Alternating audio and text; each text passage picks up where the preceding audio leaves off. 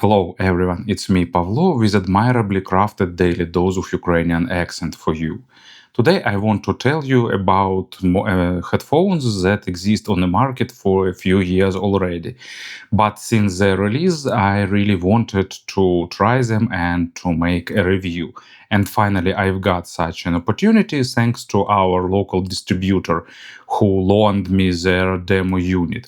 It's the ZMF Caldera Closed. It's a flagship model with price set at $3,500, but of course they are beautifully made and I wanted to review them because a lot of people said that it's one of the best closed back headphones and they can be compared with open back flagships. So I really wanted to test this statement. I've got them, I spent some time with them, and I will tell you my impressions right now. Here we have a really unusual but pretty efficient packaging. It's a recycled cardboard with wood-like texture, manually folded probably, and inside you getting leather case with headphones and cable. So case is really solid, it's sturdy, reliable, well made. Everything is branded, including zippers. So here we are. You're getting headphones, then leather pouch, and wiping clothes, and a bunch of stickers, warranty cards. Is it a coaster? Yeah, it's a coaster, so great, great. And you're getting different cables depending on what option you choose during the purchase. When I'm seeing recent ZMF headphones, I'm feeling a huge admiration to Zach because I've tested first models he created long time ago, and initially ZMF stands for Zach Modified Fostex because he started modifying Fostex T50RP. Then I've tested first models with wooden cups he produced, and then he went to this high-end area with that went out of my price range. But of course, you can see that he achieved unbelievable heights and created one of the most beautiful headphones available on the market. These cups, of course, it's just a beautiful machine work here. Some interesting finish that is smooth but at the same time not super glossy, and every small nuance just screams about quality. They are pretty heavy, of course, like 500 grams or so, but they are very comfortable and they feel great on head. So interesting headband. Two layers. First one is traditional padded headband, and then wide leather strap. And this strap helps to distribute weight evenly. They even marked that it's a demo sample for the store they've loaned to me. Interesting yokes, I really like them, nice fixation, but at the same time simple and comfortable adjustment. And of course you can count equal size from both sides. Also, you can adjust the tightness of this part with this screw. Cups have 2 degrees of freedom. They can rotate in this direction and they can swivel. So basically, you just put them on and cups getting the best possible position on your head. Stock pads are hybrid with sewed inside, perforated leather where it touch your head, and regular leather on the outside. But of course, custom pads are also a big part of ZMF craft, so I'll talk about third-party earpads later in this video too. But to start with, we'll be talking about stock ones. Sound isolation is pretty nice, not absolutely noise cancelling, of course, because they have some openings and vent holes, but still, of course, it's better than traditional open back models. And they using mini XLR for cable. Like few years ago, it was almost a standard de facto for the high-end headphones, but more and more we're seeing just 3.5 millimeter connectors. So stock cable is nice, just, standard but well made. I'm not a huge fan of fabric insulation, but microphonic effect here is not big, so in this case it's okay. It's flexible enough. Here is a splitter, and this cable is with pentacon termination. But of course all other options are also available.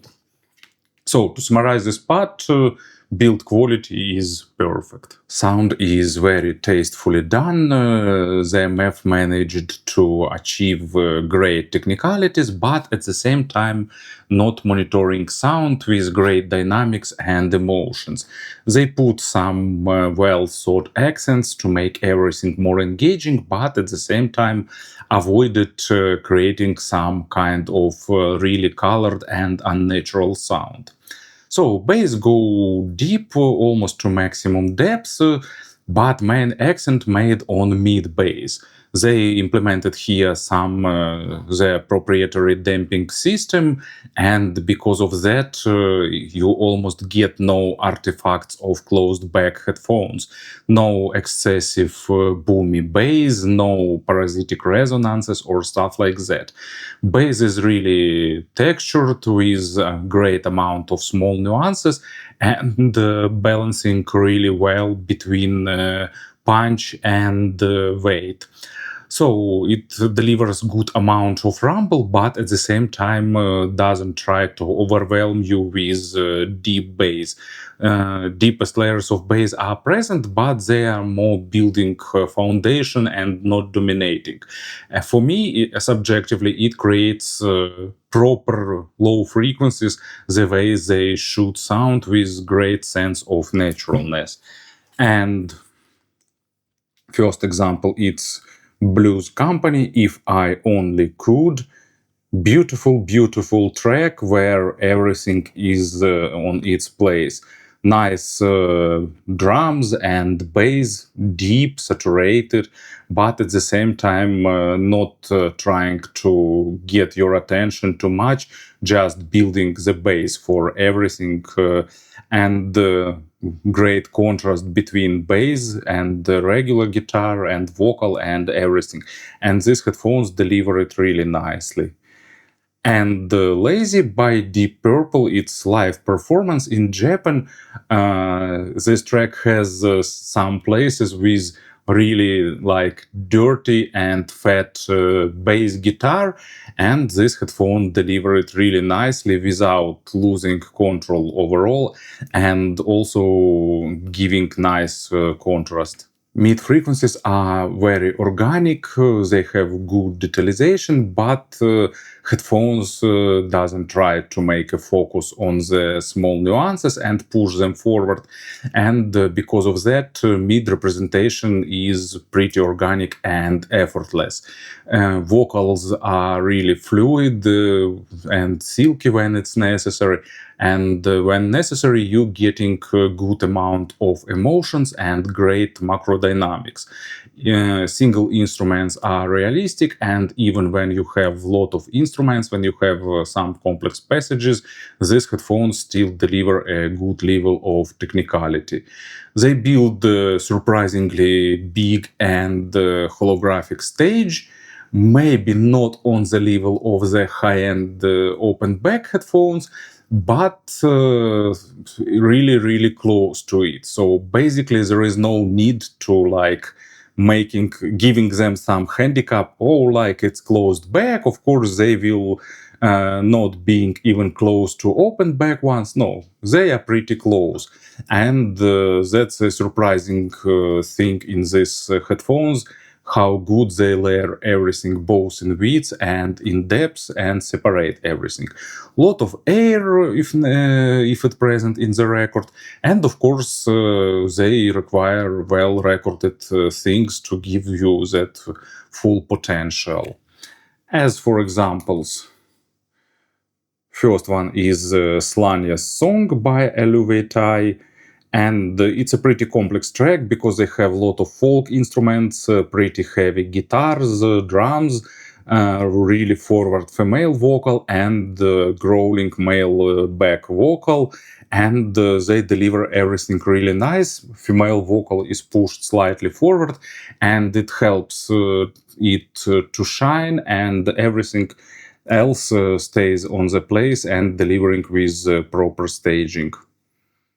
And Joe Cocker, N'oubliez jamais, effortless emotional representation, great sounding voice, nice accompanying instruments, so really great immersion into this track and its delivery. High frequencies are pretty energetic, but for me they are not crossing the line of being too aggressive or too sharp. And it's another problematic place for closed back headphones that ZMF nailed really well. High frequencies have a really good extension. They have a bit of sparkling and airy type of representation, but at the same time they delivering really good layering, and they have proper attacks and decays, and because of that they give you all that sense of presence, all sense of airness, spaciousness, all instrument overtones, so everything you can expect from the rich top of the line type of treble. So everything is present here. If you are super sensitive for the high frequencies, maybe it can be a bit energetic for you, but I don't think it could be a really big issue, because usually they don't exaggerate what is present in the record, but what if record is sharp and sibilant, they will show it without any attempts to hide.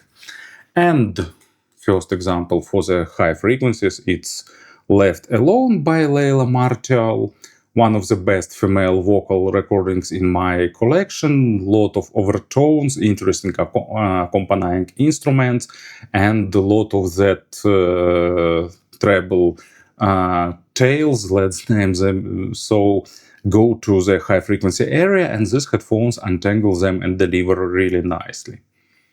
And absolute classics, All Blues by Miles Davis. You understand why this track is here, because of that, all that overtones, and these headphones deliver it superbly, like immersing you into this track sounding. If you're going to buy these headphones, I really recommend you to stretch your budget even further and get so-called tuning kit. It's not that expensive, and you'll get a bunch of different ear pads, and you'll get this damping meshes. I don't have a full tuning kit, I've got just some of its accessories, but I will tell about what I've got here. So green and black mesh, these are used to adjust high frequencies. Green will reduce mid treble a little bit, black will increase mid treble a little bit, and reduce upper treble also a little bit. And basically black makes treble a bit more even and slightly more detailed, and the green one makes high frequencies a bit more relaxed. All options are pretty viable and change sound a little bit, but overall representation became significantly different. About the ear pads, so I have Caldera pads Syn, fully protein version. Unlike the stock hybrid ones, This one delivered a bit tighter low frequencies and a bit more energetic overall response. And also ultra perforated lambskin. So made of lambskin, but as you can see, perforation is everywhere here. This one works a bit an opposite. It reduces amount of low frequencies a little bit and makes headphones a bit more mid-centric and slightly more focused on the small nuances. So overall, this kit is really interesting to experiment with and to get the sound you'd like. And also, it's really useful when after some time you got used to the sound of these headphones. Some pads and meshes will give you new, fresh type of sound, revitalizing your excitement with these headphones. Undeniably, these headphones require some good source, either some top-of-the-line player or some good desktop deck amplifier and so on. They are not super power hungry, but still require more than average amounts of power and perfect control. So good amplification is a requirement for them. Not like tens of watts, but more than average. And they are really responsive to the type of the source you're going to use. Will it be some tube amplifier with saturated harmonics, or I don't know, opposite solid state amplifier with focus on the tiniest nuances? They will show you this difference, they will deliver all that difference and highlight it. Speaking about the comparisons, to be honest, I think this time it makes sense to compare them with high-end open back models like, for example, Meze Empyrean 2 that I'm using as my main headphones now. They have a bit bigger stage, but at the same time, in terms of technicalities, for example, these headphones are pretty close, and I can't say it's like, let's give extra points here because they are closed back. No. The difference in staging is noticeable, but at the same time, no big difference in technicalities or stuff like that. So in terms of representation, Meze is slightly more dynamic and a bit more aggressive, and this model is a bit more organic, but that actually is the maximum difference. For example, here I like mid frequencies slightly more. In Meze I like treble performance slightly more, but it's that level when everything comes to the taste difference. And to be honest, for me it's a pretty surprising experience, because usually I heard some expensive closed back headphones, but they all had some shortcomings in terms of stage building and sometimes treble performance, but this model doesn't require any handicap in that.